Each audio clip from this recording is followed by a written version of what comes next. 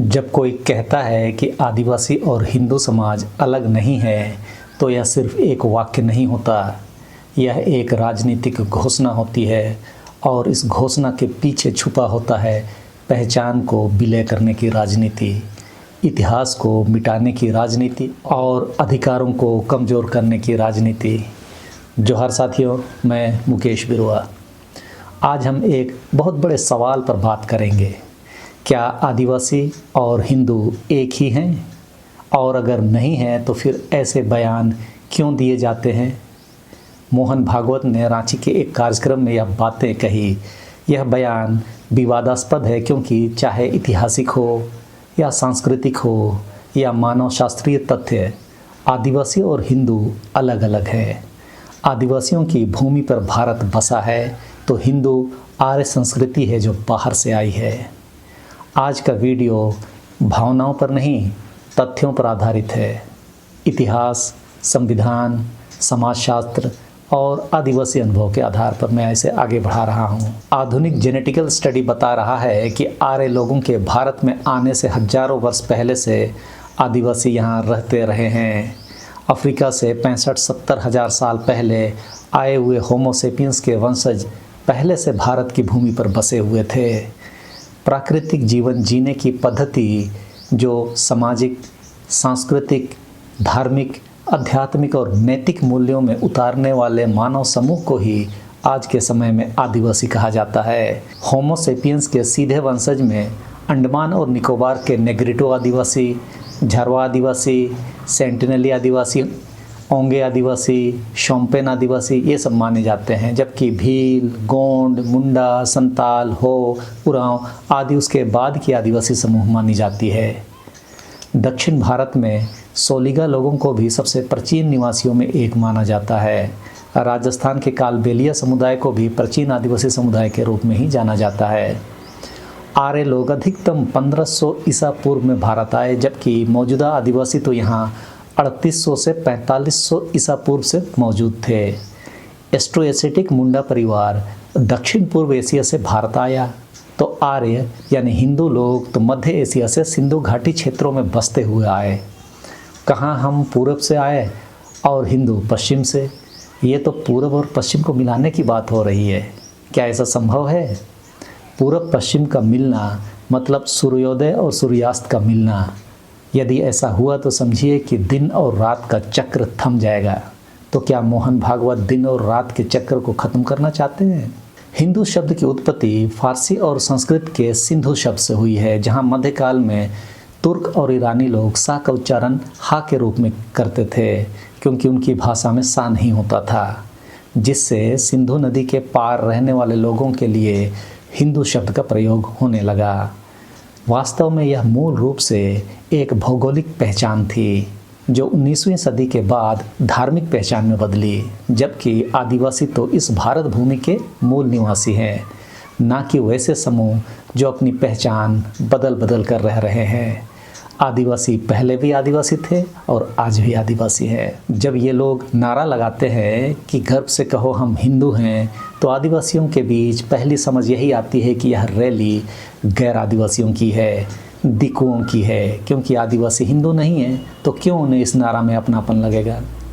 आजकल हिंदुओं के द्वारा आदिवासियों का संस्कृताइजेशन हो रहा है और यह तो संग का ही विषय है।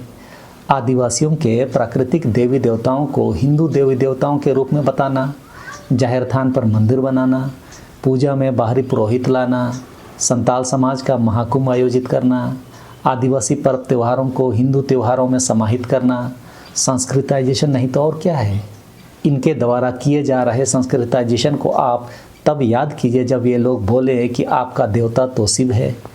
जब ये लोग तर्क देने लगे कि आपका त्यौहार तो हमारे पर्व का हिस्सा है, आदिवासी और हिंदू अलग अलग नहीं हैं, सरना सनातन एक हैं, यह सब संपूर्ण आदिवासियों की कौम को हिंदू में समाहित करने की कुत्सित सोच है। आपको क्या लगता है, मोहन भागवत जी उपरोक्त बातों से अलग कोई दूसरी बात बोल रहे थे क्या? समझते रहिए। इस सोच को आपके अपने पूर्व आदिवासी मुख्यमंत्रीगण बाबूलाल मरांडी, अर्जुन मुंडा, मधु कोड़ा और चंपई सोरेन जी का समर्थन है। अब सवाल उठता है कि यदि आदिवासियों का समाज संस्कृति, धर्म, अध्यात्म, प्रकृति, पर्व, पूजा आदि ये सब किसी और का रूप बन जाए तो आदिवासियों की पहचान कहाँ बचेगी? आरएसएस तो यही चाहता है, लेकिन आपके पूर्व मुख्यमंत्री दिन क्या चाहते हैं?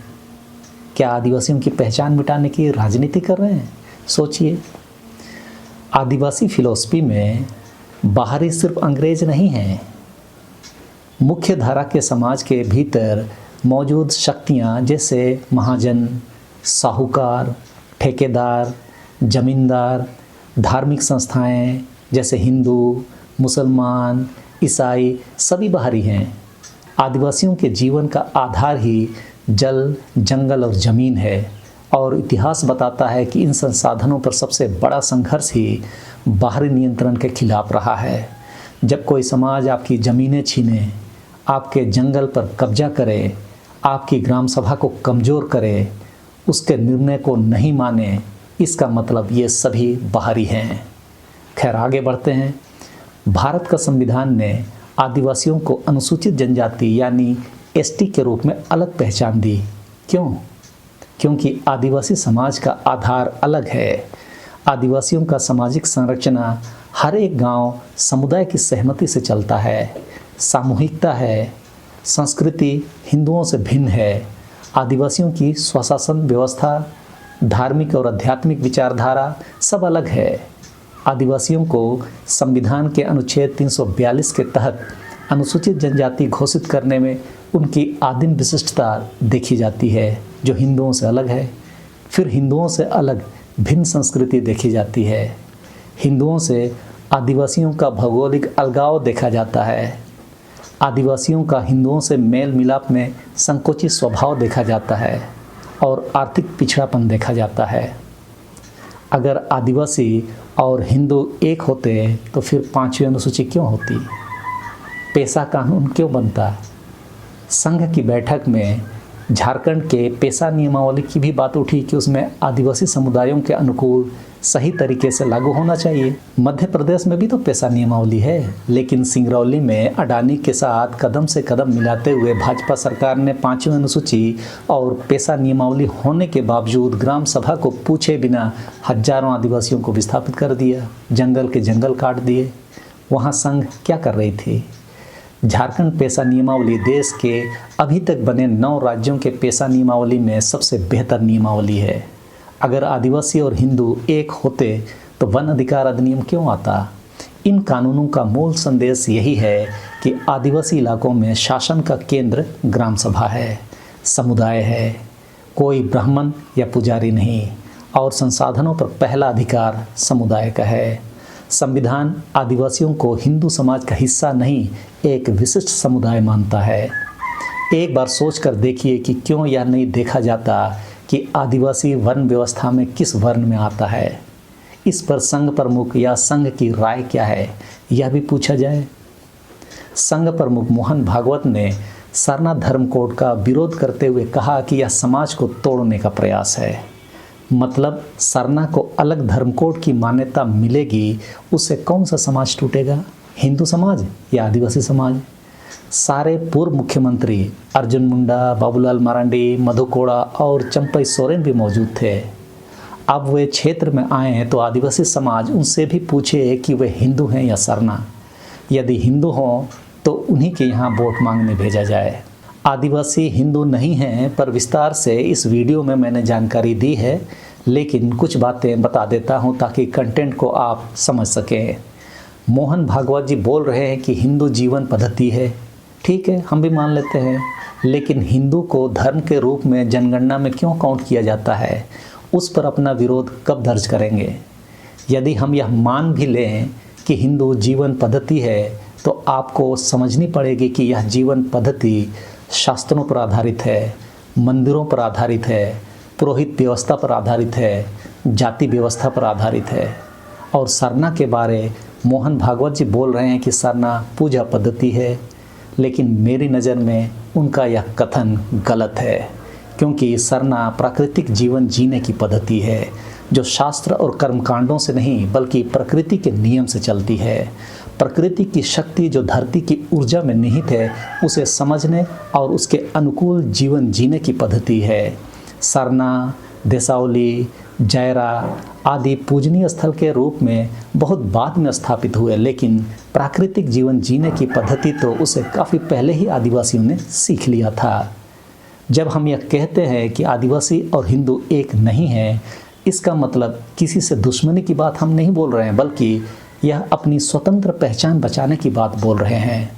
जब हम बोलते हैं कि आदिवासी और हिंदू अलग हैं, तो हम संविधान के साथ खड़े होते हैं, हम पारंपरिक ग्राम सभा के साथ खड़े होते हैं, अपने जल, जंगल और ज़मीन के अधिकार के साथ खड़े होते हैं। अब आपको यही बात समझनी है कि जब आदिवासी और हिंदू एक हैं जैसी बात संघ प्रमुख जैसे मुख्य व्यक्तियों से क्यों आती है, क्योंकि यह लाइन आदिवासी समाज को एक बड़े धार्मिक और राजनीतिक ढांचे में जोड़ देती है।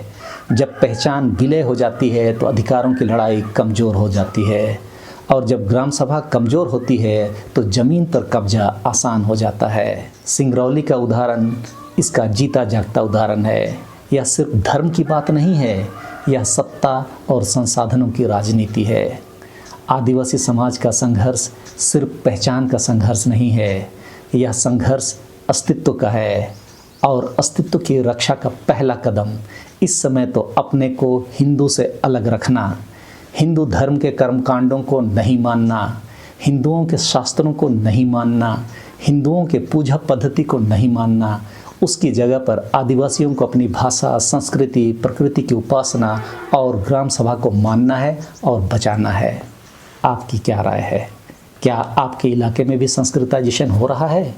कमेंट में अपने अनुभव ज़रूर साझा करें। यदि वीडियो अच्छी लगे तो इसे ज़रूर शेयर भी करें। यह चर्चा ज़रूरी है। सबको जोहार।